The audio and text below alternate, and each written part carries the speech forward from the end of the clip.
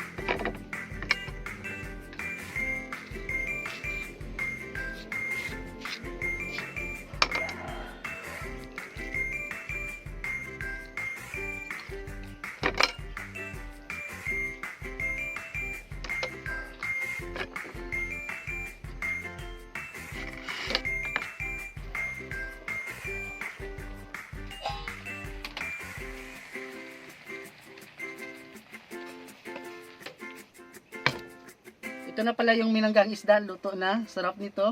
Ayan oh. Kain tayo.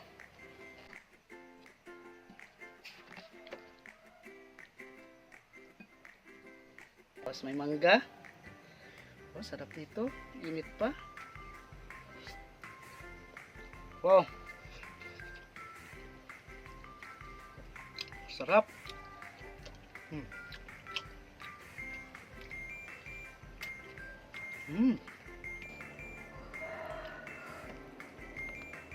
Nilagyan ko ng sabaw. Sarap. Lagyan natin ng mangga.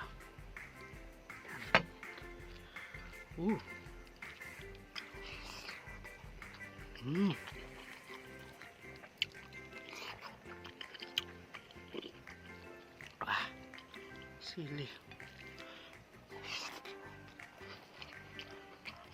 Mangga, sarap. Sarap. Sarap. Ito.